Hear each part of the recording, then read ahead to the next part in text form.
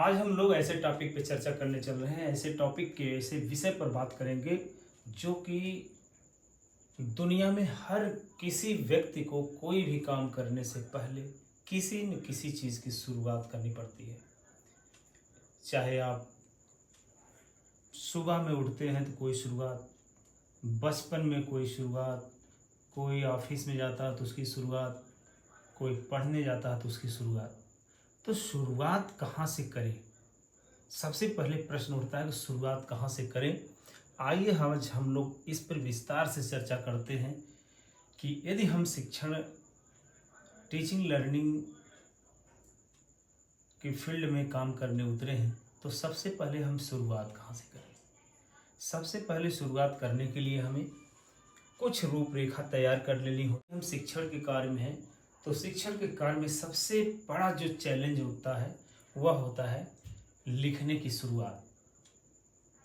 अब आप कोई भी मानो, कोई भी व्यक्ति जब जन्म लेता है, वो उसकी सभ्यताओं में जब वह आगे कदम रखता है, अपने समाज में जब वो कदम रखता है, इस धरती पर कदम रखता है, तो कहा जाता है कि मनुष्य इस पूरी धरती पर एक ऐसा प्राणी है जिसके पास विवेक होता है और वह अपने विवेक से काम करता है। तो सबसे पहले जब मानव का विकास होता है तो हमें किसी भी प्रकार से पढ़ने लिखने या लिपियों का ज्ञान नहीं था। जैसे जैसे सभ्यताओं का विकास हुआ, लिपियों का विकास हुआ, तो फिर लिखने की भी शुरुआत हुई। तो पहले हम लोग पत्थरों पर, पहाड़ों पर, नदियों के किनारे, कंदराओं में लिखने की शुरुआत हुई, चित्र बनाने की शुरुआत हुई। इसी प्रकार से हर व्यक्ति के जीवन में एक बार लिखने की शुरुआत करनी होती है। वह लिखने की शुरुआत वह बच्चा अपने परिवार में, अपने माँ बाप से, अपने भाई से, अपने बहन से, किसी भी व्यक्ति से लिखने की शुरुआत सीखता है। तो आइए जानें कि ये लिखने की जो शुरुआत है, यदि शुरुआती दौर में इस पर ध्यान न दिया गया तो व्यक्ति की, बच्चे की लिखने की जो कला होती है वह प्रभावित होती है। तो सबसे पहले कोई व्यक्ति बाएं हाथ से लिखना शुरू कर देता है, कोई बच्चा दाहिने हाथ से लिखना शुरू कर देता है, कोई बच्चा अच्छी राइटिंग में लिखता है, कोई खराब लिखता है। तो इसका रीज़न जान ले कि किसी भी बच्चे को लिखने की अगर शुरुआत करानी है तो हम कैसे करा सकते हैं। तो आज हम लोगों का जो विषय होगा इसी पर होगा कि लिखने की शुरुआत। लिखने की शुरुआत हम कैसे करें, जैसे कि हमारे प्रकरण में है लिखने की शुरुआत। लिखने की शुरुआत के लिए सबसे पहले हमें देखना होता है कि जो बच्चा लिखने की शुरुआत कर रहा है उसके पास किन किन संसाधनों की ज़रूरत होती है और किन बातों पर ध्यान देने की ज़रूरत है। सबसे पहले बच्चे के पास पेंसिल होना चाहिए। सबसे पहले बच्चे के पास पेंसिल हो, पेंसिल को शार्प ढंग से ब्लेड से गढ़ा गया हो, एक रबर हो, जो कि रबर, पेंसिल में रबर भी लगकर इस समय आ रहा है, नहीं तो उसके लिए अलग से रबर रखते हैं। एक कागज का पेपर, किताब,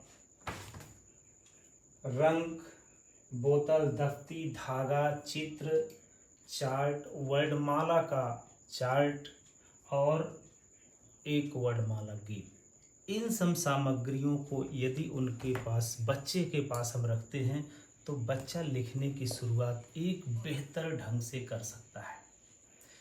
लिखने के लिए बच्चा जब जन्म लेता है, जब जमीन पर रेंगना शुरू करता है, तभी से वो लिखने की प्रक्रिया शुरू कर देता है। देखते होंगे कि बच्चा अपने उंगलियों से जमीन पर, धूल में, मिट्टी की रेत पे लिखना, टेढ़ी मेढ़ी लाइनें खींचना शुरू कर देता है, लेकिन उसे पता नहीं होता लिखने की शुरुआत कैसे करना चाहिए, हमारी लिपियों को जोड़कर किसी अक्षर की पहचान कैसे की जाती है। यदि हम इसकी शुरुआत सही ढंग से करें तो एक बच्चे का व्यक्तित्व बहुत ही अच्छे ढंग से विकसित हो सकता है। तो सबसे पहले चलिए हम लोग देखते हैं कि लिखने की शुरुआत में हमारे पास संसाधन हो गए, पेंसिल हो गया, पेपर हो गया, रंग हो गया, कटर हो गया, ये सारी चीज़ों को लेकर हम लोग लिखने की शुरुआत करते हैं। लिखने की शुरुआत करने में हम लोग सबसे पहले रेखा खींचना सीखते हैं, क्योंकि जितनी भी अक्षर हैं, जितनी भी लेटर्स हैं, सारे के सारे रेखाओं को जोड़कर ही तैयार किए जाते हैं। तो इसलिए सबसे पहले यदि बच्चा रेखा खींचना जान जाए तो वह किसी भी अक्षर को शुद्ध रूप से लिखना सीख सकता है, जो उसके जीवन का सबसे बड़ी अमूल्य धरोहर है, लिखने की शुरुआत करना। किसी काम की शुरुआत करना ही समझ लीजिए उसकी सफलता की शुरुआत हो जाती है। इसलिए जिस बच्चे को अच्छे ढंग से आप लिखना सिखा दें, अच्छे ढंग से शुरुआत कराना सिखा दें, वह बच्चा आगे चलकर भविष्य में उसके रास्ते बहुत अच्छे हो जाते हैं। तो सबसे पहले जब भी कभी हम बच्चे को लिखने की शुरुआत कराते हैं तो उसको एक रेखा खींचने की शुरुआत कराते हैं। वह रेखा कैसी होनी चाहिए? वह रेखा होनी चाहिए सीधी खड़ी रेखा, पड़ी रेखा। सबसे पहले हम एक पड़ी रेखा यानी लेटी हुई रेखा जिसको बोलते हैं, इसको हम बच्चे को बता सकते हैं। जो भी चीज़, जो भी वस्तु जमीन पर लेटी हुई होती है उसको हम पड़ी हुई रेखा बोलते हैं। इसको हम सीधे बाएं तरफ से दाहिने तरफ खींचते हैं। ये भी ध्यान देना है, सबसे पहली बात होती है कि बच्चे को ये दिमाग में यह कॉन्सेप्ट क्लियर होना चाहिए कि हमारी हिंदी की लिपि बाएं से दाएं चलती है। इसलिए सबसे बाएं से दाहिने तरफ खींचने का अभ्यास कराना चाहिए। दूसरी रेखा कैसे खींचनी चाहिए? ऊपर से नीचे। जैसे बच्चे को ये कोई भी चीज़ दिखा दिया जाए, एक खंभा है, एक पेड़ है, वह कैसे खड़ा रहता है? ऊपर से नीचे की लाइन को खड़ी पाई बोलते हैं, खड़ी रेखा बोलते हैं। इसलिए खड़ी रेखा का अभ्यास बच्चे को पहले कराना है। दूसरी रेखा जो है तिरछी रेखा, तिरछी रेखा, जैसे सीढ़ी तिरछी होती है तभी हम किसी भी छत पर चढ़ सकते हैं। इस तरह से तिरछी रेखा पहले बाएं से दाहिने की तरफ, फिर दूसरी रेखा ऊपर से नीचे की तरफ खींचते हैं। इस तरह से दो अभ्यास इसको कराते हैं। फिर अगला जो रेखा होता है वह कर्व, अर्धवृत्त की रेखा, कर्व में सबसे पहले इधर की रेखा को खींचना बच्चे को अभ्यास कराते हैं। फिर दूसरी रेखा अर्धवृत्त, उसका अपोजिट, उल्टा और सीधा अपोजिट, इस तरह से बच्चे को रेखा सिखाने का अभ्यास करते। फिर उसी कर्व को उल्टा कर देते हैं, ऊपर की तरफ मुँह कर देते हैं। फिर अगला कर्व नीचे की तरफ कर देते हैं और फिर एक रेखा को हम इस तरह खींचते हैं। फिर एक पत्ती का आकार बनाते हैं और पत्ती के आकार पर, इस पत्ती के आकार को आकार देते हैं और बच्चे से उस पे उंगली पकड़कर, पेंसिल पकड़कर सिखाते हैं। बच्चे को पेंसिल पकड़ाना, कलम पकड़ाना समझ लीजिए उसके जीवन की सफलता की तरफ एक कदम होता है। बच्चे को सबसे पहले दो उंगलियों के बीच में पेंसिल को रखकर अंगूठे से सहारा देते हैं और ऊपर से पकड़कर बच्चे को उस रेखाओं पर धीरे धीरे घुमाते हैं और अभ्यास कराते हैं। दूसरा स्टेप आता है लिखने की शुरुआत में बिंदु से बिंदु मिलाना। दूसरी बिंदु से बिंदु मिलाने की शुरुआत जब हम करते हैं तो बच्चे को पेंसिल पकड़ाकर पहले पड़ी रेखा को बिंदु से बिंदु मिलवाते हैं, फिर खड़ी रेखा को बिंदु से बिंदु मिलवाते हैं, फिर तिरछी रेखा को बिंदु से बिंदु मिलवाते हैं, फिर अर्धवृत्त को बिंदु से बिंदु मिलवाते हैं, फिर टेढ़ी मेढ़ी रेखाओं को निर्माण करवाते हैं। इसका अभी आपको प्रैक्टिकल आगे बताते हैं कि कैसे बच्चा इन रेखाओं को मिलाकर एक अक्षर का निर्माण कर सकता है। फिर आगे अंगूठे की छाप। बच्चे की अंगुलियों की मांसपेशियों को मजबूत बनाने के लिए एक प्रैक्टिस करवाते हैं, अभ्यास करवाते हैं कि बच्चा पेन पकड़ना, पेंसिल पकड़ना सीख ले, जिससे वह लिखने की शुरुआत कर सके।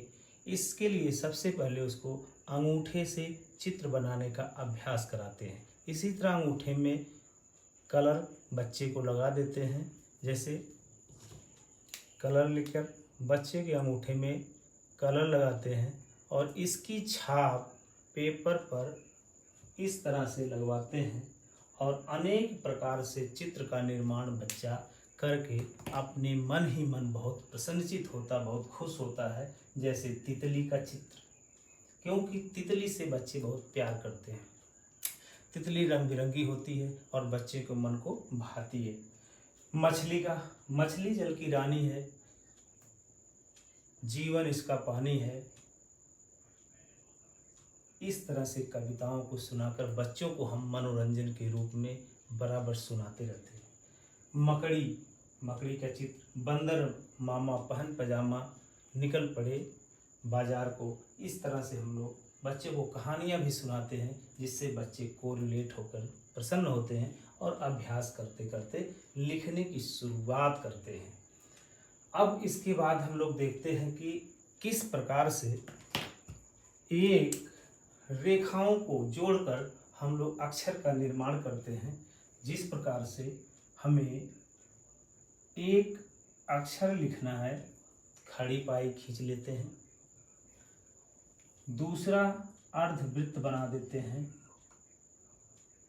अगला अर्धवृत्त इधर बना के लटका देते हैं और एक बड़ी पाई खींच देते हैं, जिससे कई आकृतियां जोड़कर एक अक्षर का निर्माण करती हैं, जिसको क कहते हैं।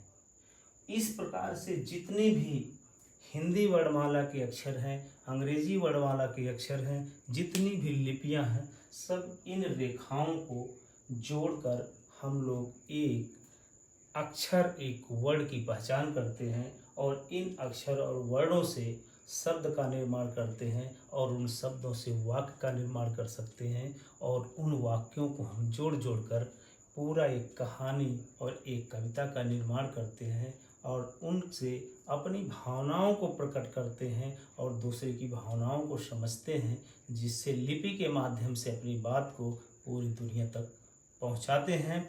इसकी शुरुआत करने के लिए सबसे पहले आपको लिखने की शुरुआत आनी चाहिए और लिखने की शुरुआत जब बच्चे को आप इस तरह से करेंगे तो वह बच्चा अपने जीवन में लिखने और पढ़ने की दिशा में बहुत आगे जाएगा। इस तरह से आगे हम लोग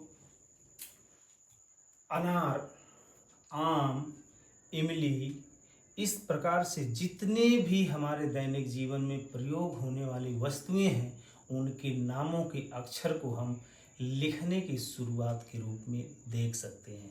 जैसे हमें अनार, अ से अनार, आ से आम बच्चे को लिखाना है, तो हम क्या करेंगे, आम का एक चित्र बनाए और बच्चा इसको तो पहचानता है क्योंकि घर में आता है तो आम को खाता है, आम का स्वाद भी जानता है, आम का रंग भी जान गया है, लेकिन आ कैसे लिखा जाता है इसको नहीं जानता है। तो हम इस तरह से जब बिंदु से बिंदु मिला के रेखाओं को जोड़कर बच्चे को प्रैक्टिस कराते हैं तो बोलते हैं जो वस्तु की पहली ध्वनि मुंह से निकलती है उसको हम अक्षर बोलते हैं। जैसे आम, आम में आ अक्षर आया तो इसको एक अर्धवृत्त बनाएंगे, दूसरा अर्धवृत्त इसमें जोड़ेंगे, एक बड़ी पाई खींचेंगे और एक खड़ी पाई खींचेंगे और इसके ऊपर एक बड़ी पाई खींचेंगे, तो हो गया अ से अनार। इसी तरह से एक पाई अगर इसमें और जोड़ दें तो हो जाता आ से आम। इस तरह से हम लोग एक लिखने की शुरुआत बेहतर ढंग से कर सकते हैं। बहुत बहुत धन्यवाद।